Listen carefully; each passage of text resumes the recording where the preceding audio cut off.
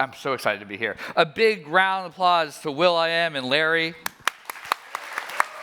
They were awesome. They're absolutely fantastic. David, it's been 10 years since you started like MasterClass, educated like millions of people around the world, gave them new skills. You said that when you started, like, if you were going to fail, you're going to be failing doing something that you're proud of, right? Yeah. Like, why did you pick education being such a difficult market? I wish I had known that earlier. Okay, so let me tell you the quick story. I actually worked in venture. How many people here work in venture? Okay, a couple. I wasn't very good at it. So I went and told my boss, I was like, hey, thanks so much. I'm going to quit. I'm going to try to go start something. And he goes, what? And I said, I don't know yet. And he writes me a check for $500,000. Wow. And tells me to go think of an idea. That's the old venture side, right? That's the what? The old way of doing venture. It wasn't even an AI company, right, at the time. And I know this is going to sound weird. The next couple months were very, very dark for me.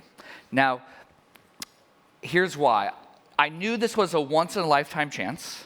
I did not want to mess up the idea, but I also couldn't complain about it to anybody, because what am I going to say? I have $500,000, I can do anything I want. Oh, do you want a hug? Like, you aren't going to get that. And so I know it sounds weird, but it actually was dark. And I got great advice from somebody. She said, choose something that even if it fails, you would be proud of it, which to me was a great constraint. And I thought long and hard. I actually was raised in part by my grandmother. And I remember in second grade, I came home after school and I would stay with her. And I was complaining about all of the math homework I had, which obviously in second grade, you don't have a lot of math homework. So I was just being whiny. And my grandma tells me I have a story I want to tell you, which also in second grade is like the last thing that you want to hear. And she tells me this story. So my grandma was 16 and she was living in Krakow. Her and her mom went on a family vacation. Dad's going to join. He stays home a couple extra days to finish some work. And while they're on vacation, the Nazis invade. They kill everybody, including her father. She escapes to New York City. Only job her and her mom can get is on a factory floor. She decides, after working the factory floor, that she wants to become a doctor. Applies to every medical school in the state of New York and gets a no from every single medical school in the state of New York. Keeps working the factory. Applies again the next year to every single school. Gets a no from every single school. She starts calling the deans of admissions and asking, why am I not getting in? They all hang up on her, except for one who says, I'll be honest with you. You have 3 strikes against you. You're a woman, you're an immigrant, and you're Jewish. Hangs up the phone. She keeps working the factory, applies again the next year, and gets into one school and becomes a doctor. And I remember I'm staring at her, because this is like intense shit to be hearing after just having complained about math homework. And my grandma tells me, David, the point I'm trying to make to you is education's the only thing that someone can't take away from you. And so I realized I have one shot. I want to try to do that. I want to try to build something that others cannot take away from us. And that's why I started in education. That's amazing. And so my favorite masterclass is with Samuel L. Jackson. Great choice. On acting, right? Like, how did you convince like people to essentially become and do a masterclass in the early days when like the company was still being built, right? That was impossible. It was really hard. I sent cold emails to everybody I could. I don't know if you all feel this way. I feel like in the tech world, if you ask somebody to intro you, the person will try and they will make that intro, and then somebody will respond back. How many of you does that work most of the time? Okay, maybe tech world has gotten less friendly. In the entertainment world, that does not happen. They have a team. Every celebrity has a team of 5, 10 people whose job is to stop you from doing that. So you had to find a way to get your way in, and I didn't have anything to offer them, because I remember I only had I started with $500,000, which seems like a lot, but like I spent some of it, so I only have a very small amount to pay these people. So I don't have a lot of cash left to pay anybody. So I just had to build that rapport. I think my strategy was, what is it that they care about? Okay, so this was 10 years ago.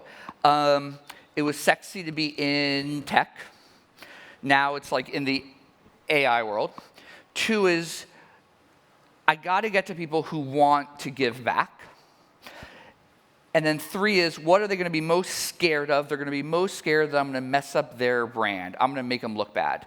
So how can I reduce those risks? I brought on some Oscar-winning film directors. I would say, hey, these Oscar-winning film directors are going to shoot the classes. So like, you don't have to trust me. You actually have to trust them, and they already have a track record. But the first 3 were really hard. Then it got easier and easier. And now we say no to 9 out of 10. But I want to share one story. Early on, I won't say who, because that's just mean. I cold emailed everybody I could for this one instructor. I finally got a response back from this person's speaking agent.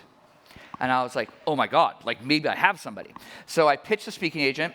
I thought the pitch went great. I was excited. I didn't hear back for a couple days. I sent him an email, say what's going on. And this guy says, the star you want says no. I was like, well, that's not very helpful. Why did they say no? He wants $1 million. Well, I have 400,000 left, so I'm not going to be able to do that. So I was like, shit, I'm done. A couple days go by. I get a phone call on my cell phone from a number I didn't know. At that time, you like answered those calls. Now you would screen them, right? Like you would never answer them. And I picked it up, and the person introduced themselves, and this person's like a household name. And I was like, what? Sorry, who are you? And they're like, I am the like big star or this. And I was like, okay, how can I help you? And they're like, well, sorry if I'm interrupting you. And I was like, shit, I'm very sorry. They're like, well, I saw your proposal. If the timing works, I would love to do it. I was like, I'm very confused right now. And they're like, why? I was like, well, I spoke to your speaking agent, and your speaking agent said no. And they asked me what the name of the speaking agent is, and I told them the person's name, and the person goes, I don't know who the fuck that person is. I don't even get what the scam is. The scam, if you're a fake agent, is to say yes and ask for money. It's not to say no, right? But that person ended up to teach, and it was a great class. That's amazing. And if that speaking agent's out here, thank you and fuck you at the same time. Yeah. Was that the first person that like did a masterclass then? Who was the first? Yeah, was this the first person? I can't say, but it was a very early person. Okay, Yeah. good. Well, so over the past 10 years, I bet there's been good ups and downs. Yeah. Like lots of goods, lots of downs. What's been the toughest moment for you at a personal level?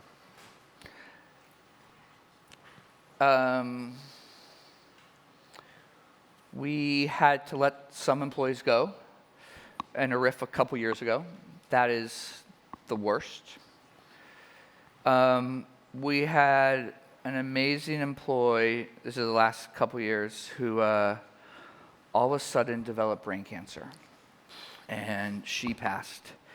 And to see that so quickly and to try to figure out how we could support her and her family, that was really painful.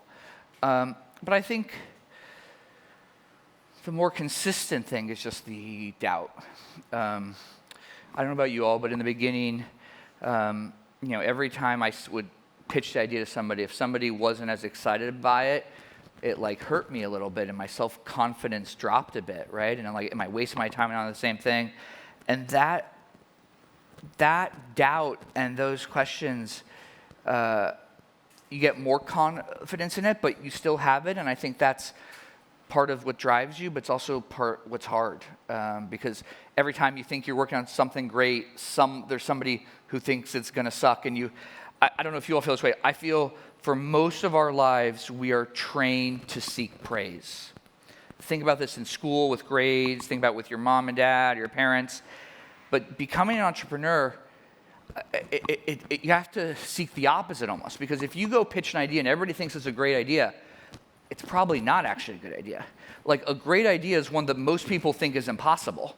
Otherwise, it would have already existed. So you almost have to like seek that, which can be exciting and it feels good once you've done it, but it sucks along the way. Yeah. 100% agree. And how did you like manage to transition towards like being a lot more confident on those ideas and saying like, you don't like it, fuck you, like Yeah. I would still do it anyway. Yeah. A really good therapist. But I think it's internal work you have to do. One thing I did was I started a Evernote. I don't know, is Evernote still around? Is Evernote still around? I know. Okay, we have one user. I now put it in notes. I still have this. It now goes back a decade. It's a little embarrassing to share.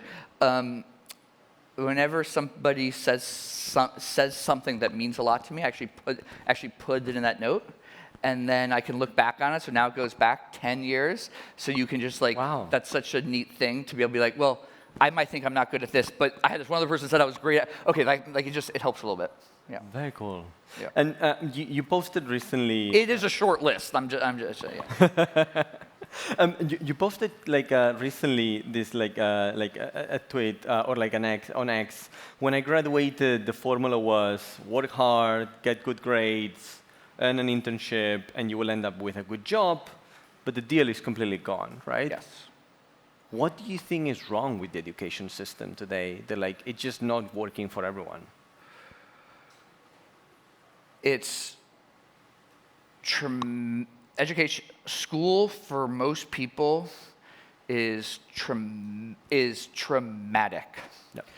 How many of you have had a traumatic school experience at some point? I'm going to share one because I was in second grade. My teacher was Miss Davis. She had big bushy hair. She was much older. She smoked, yet her teeth were yellow. You're able to tell I liked her a lot, right? Just kidding. And so I remember in second grade, in her class, she calls me to the front of the room and has my spelling test and asks me if this is my test, and it has my name on it. So I'm like, is this like a trick question? Like, yes, it has my name on it. She pulls out from her drawer a red box, and I remember the jolt of fear I got. Now, the scariest thing I could picture in my head in second grade was a shot from a doctor's office. So I was like, a teacher can give me a shot? Like, is this what's going to happen? She pulls out a box. It's a roll of stickers that is half used. And the sticker is a sparkly sticker, I kid you not, with a thumbs down sign that says bad job. Wow. Not only who buys these, not only who makes them with sparkles on them. I think our education system is stuck in a way to teach that does not work anymore. And what I think, and I think worst of all, I don't think it equips us for this world, and it's way too slow. The rate of learning that we have to do every day is not what you learn in school. How many of you in school had to memorize something in school? When in your life today do you have to do that? Like, you just don't.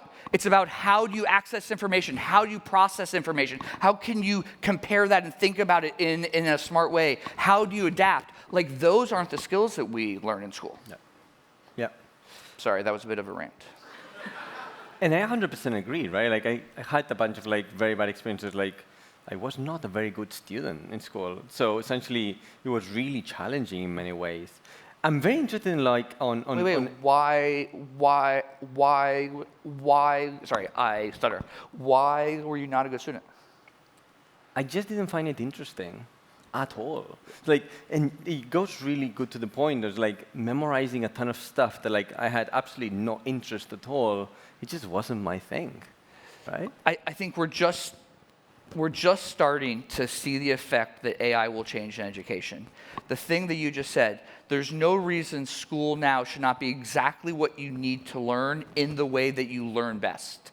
And I think we have done tons of work on this, and the trick to make you engaged in school is that it has to be about you. You have to make the thing you're learning about you and interesting to you. And that's hard to do. So I don't blame Miss Davis, I blame, because I think she was a bad person. But most school I don't blame. But if you have 50 kids in a classroom, you can't make it just for you. Agreed. But what's going to happen in AI is going to completely change that. And I think that links really well to MasterClass on call, right? Tell us more about the brand new product. Yeah, we built something that I think is cool. The number one request we get is, I want to talk to our instructors. Steph Curry, I want to talk to.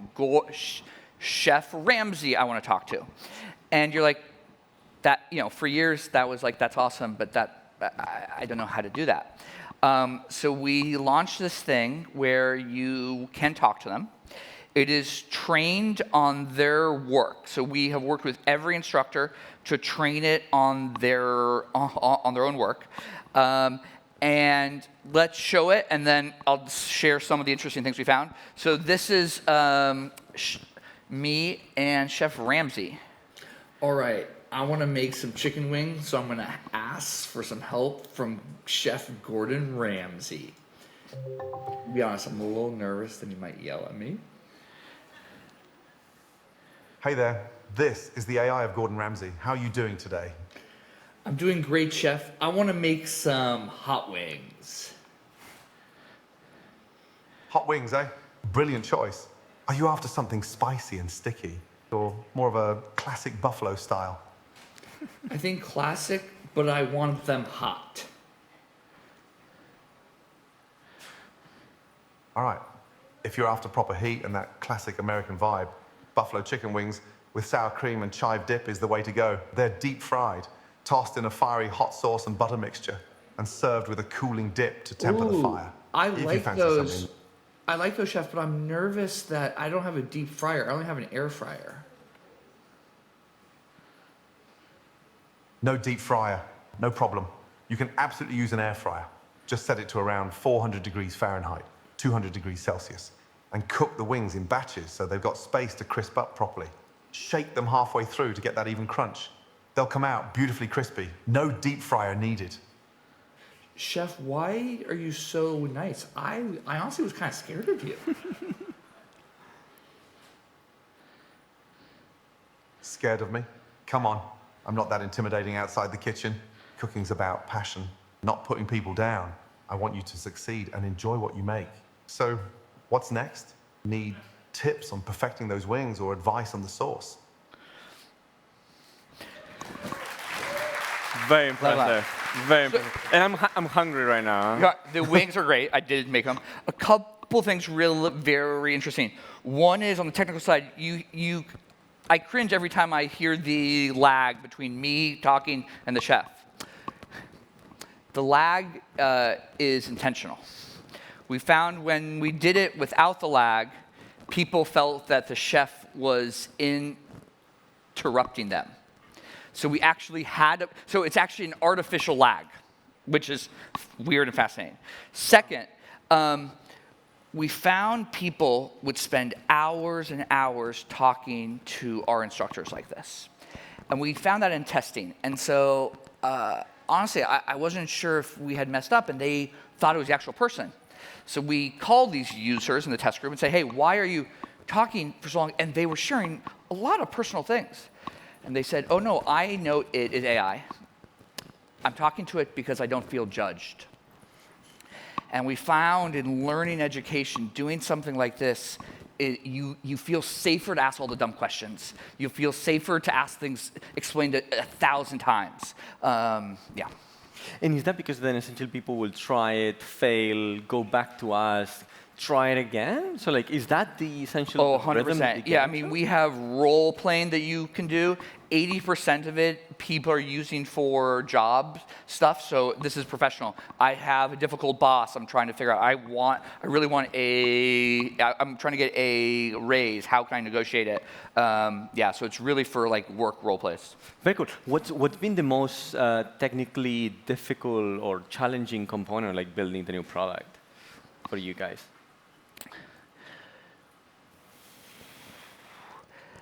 I think on a technical side,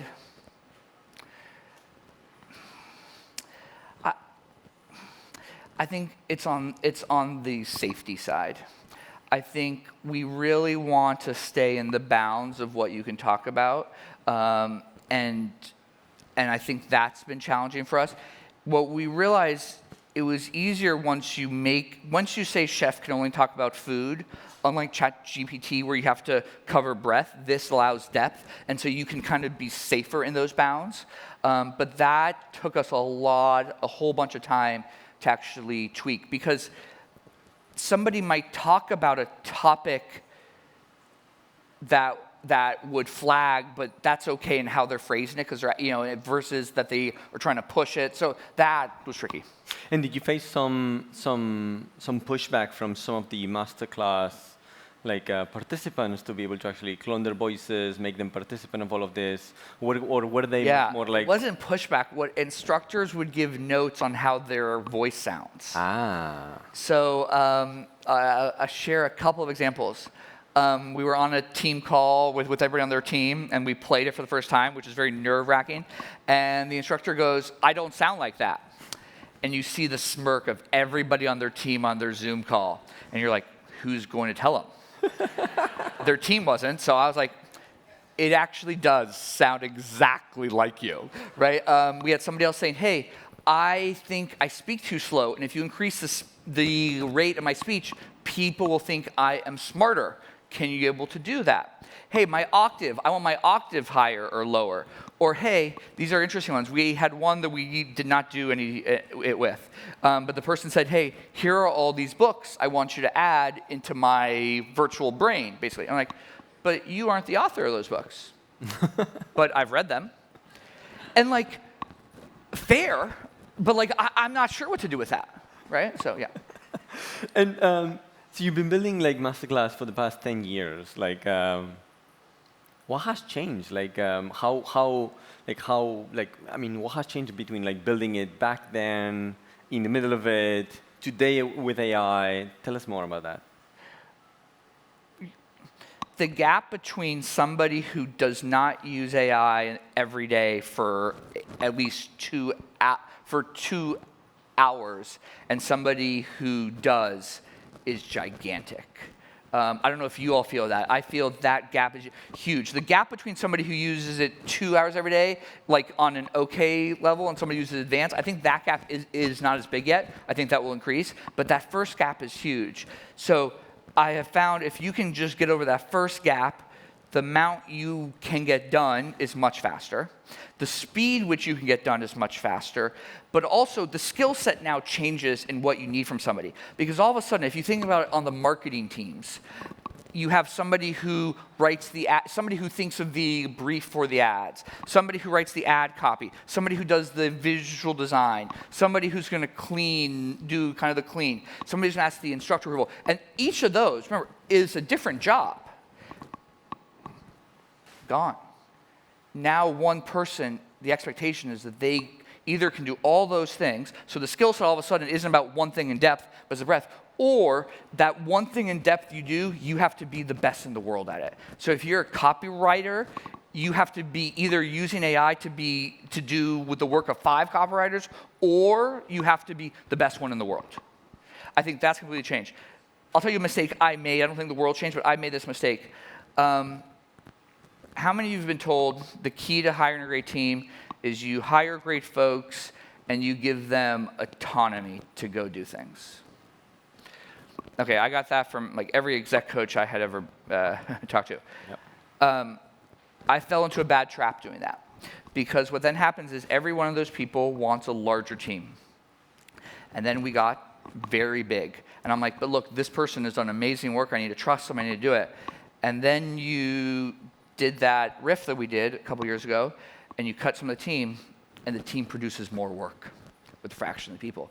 And I'm like, that isn't our team's fault. That is my fault for not being more tough, I think, on saying, we do not need those people.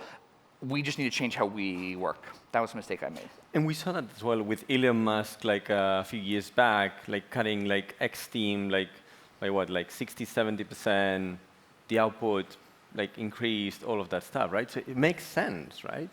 It's in human nature in many ways to try to expand like the reach of everything. Yeah, yeah.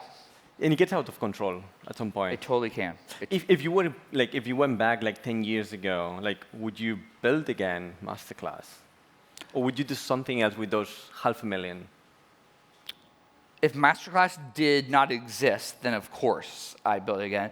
I think the stuff we're building now is what, assuming MasterClass would exist, I'd be building the stuff that we're doing now. I think education, I don't mean just for kids, I mean for us as adults, is going to completely change. How we learn we're going to have to learn every day to be able to keep our jobs. And I think training us for the next phase of our careers in life is awesome and important. You were telling us earlier about like the early days of signing like some of the MasterClass like coaches. How has changed your pitch over the past 10 years? And what is your pitch today? Like if you had to convince these people like to join MasterClass and essentially like be coaches in there, like what would that be? Like the mechanics of the pitch? Yeah, well, and the concept in general. Oh, the concept in general. I mean, it's dramatically changed. I mean, my hit rate before was 1 out of 1,000, and now it's like 9.9 out of 10 or something, right? Like, wow. It's completely changed. So the pitch is very different. I think we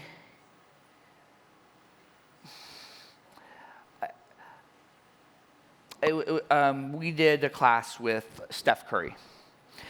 Steph Curry fans in here? Yeah. Great. Steph is just as nice in person as you kind of dream and hope he is. Like, what an amazing guy. And he did a class. He was instructor like 20-ish or something. And that was a huge get for us. And we filmed Steph. And I really, like, Steph makes, I think the ratings just came out. He's the highest paid basketball player, $150 million a year, whatever the stats came out he makes with everything. And so we didn't pay him anything like that. And because I remember I only had 500,000. And so I really wanted to ask him like why he did MasterClass. But I'm not going to ask him beforehand because I don't want him to like have a second thought about why he's doing it. So I wait till it's done and I was like, Steph, like why did you teach? And he's like, 2 reasons. If Michael Jordan had this, I would have taken it. And it's an honor to be on the same site as these other people. And I was like, holy shit, if Steph Curry feels that way, like that is sticking to brand and really trying to protect it has long-term advantages. 100%. And when are we going to have a David MasterClass that we can watch? Never. Why not? I want to watch that one. Thank you. I feel perfect. Our team tests every instructor we put on there, and I test very poorly. No, I'm just kidding. We never tested them. No, we need to try it. We need to make that happen. No. Like, what do you think is how is AI transforming you guys at the operational level, at the company level in general? Oh, I mean, it's been transformative. It has cut our content production costs by 1/3. Wow. It has given me a day back a week. Our post timelines have been cut. Our marketing timelines have been cut. It's been simply transformative. Yeah, like you want examples? Okay. A racket exists out there. If anybody here make any video content or anything, but how much of a racket? I'm just gonna say it, are like the stock image firms and companies, stock videos. You pay hundreds of thousands for like one video clip of something that you want to include. And like there are not any alternatives until AI. Now I can make a video clip for, so like whenever you watch a TV show or film, you know they will have, like if it's on a political thing, they will have like an exterior shot of the like White House. You know what I'm talking about? Like you see it? That you have to pay a lot of money for. Now, with any of these tools, you can do it for 10 cents. Yep. I mean, transformative on cost structure. I use it every day. One of the things I've done most recently is I do all my to-do list in the Todoist app. And so what I actually, though, found, I don't know if you do this, I just add lots of things. So I have like 150 things in my to-do list, and like, how am I supposed to prioritize? And I'm not going to prioritize. I created in Make.com, every night it runs a job where it prioritizes all my to-do list based on the things I'm working on. And so every morning I wake up and I have like my 5 things I got to do that day. Very cool. Yeah. David, thank you so much. Yeah, thank you so much. Give it up for David. Thank you. Thank you. Thank you. That was a lot of fun.